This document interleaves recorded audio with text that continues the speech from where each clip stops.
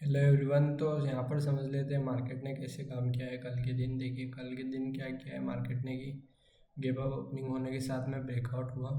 उसके बाद में एक सेलिंग साइड के मोमेंटम के साथ में सभी बायर्स को निकाल दिया, सेलर को निकाल दिया। उसके बाद में कंटिन्यूसली डाउन साइड का मोमेंटम किया है। तो ये मोमेंटम क्यों आया है तो मैं समझ नहीं सकता, क्योंकि डाउन साइड कोई भी एसेल वगैरह नहीं थे। पर इन चार्ट को हम समझ लेते कि ये मार्केट ने कैसे काम किया है। यहाँ पर देखिए, यहाँ पर जो भी बाहर बैठे थे उस दिन ही निकाल दिया था।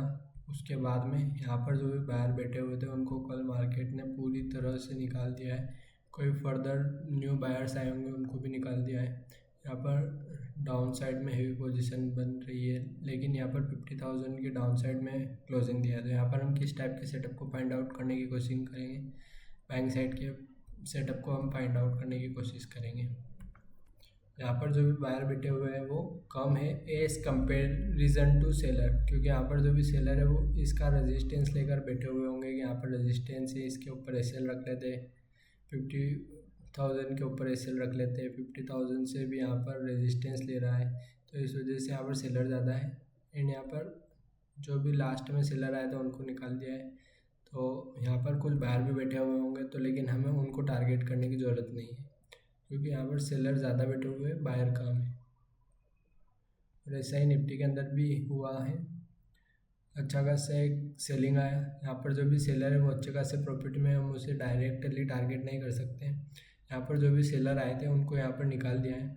बच्चे कुछ जो भी यहाँ पर बायर बैठे हुए थे उनको भी यहाँ पर निकाल दिया है। फिर जो भी सेलर आए थे उनके एसएल इस लेवल के आसपास मिल जाएंगे, तो उन सेलर को टारगेट करने के लिए यहाँ पर हम पोजीशन बनाई जा सकती है बैंक साइड की। तो थोड़ा सा वेट कर लेते हैं, समझ लेते हैं, उसके बाद में हम पोजीशन बनाएंगे। मैं बस ये चाहता हूँ कि एक बार इस 200 के लेवल को निकाल दें, उसके बाद में कहीं ना कहीं पर 500-600 तक मार्केट को हम कैप्चर कर सकते हैं। यहाँ पर कंडीशन ये हो सकती है कि कोई भी बाइंग ना कर पाए, इस तरह से मोमेंटम आएगा।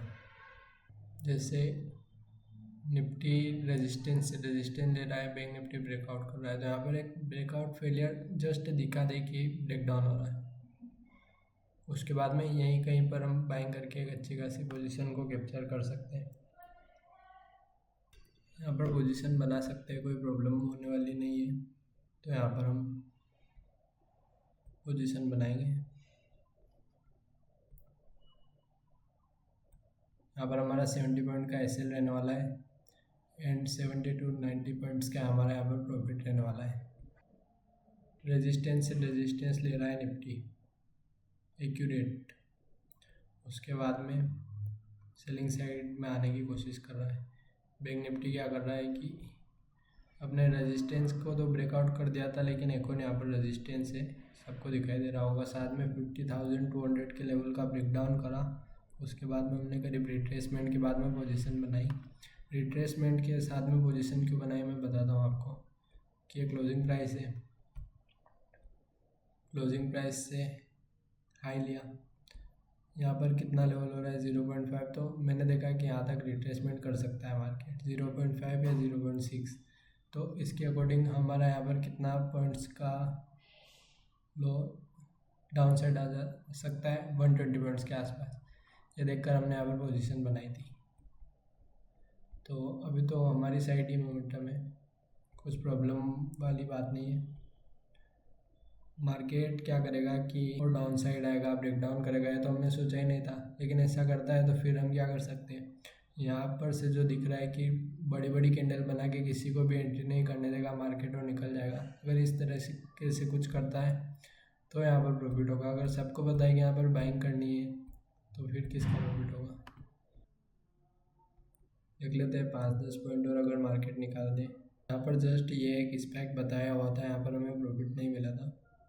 यहाँ पर जस्ट ये टच हुआ और डाउन साइड आ गया था, तो हम यहाँ पर प्रॉफिट कैसे बुकिंग करें।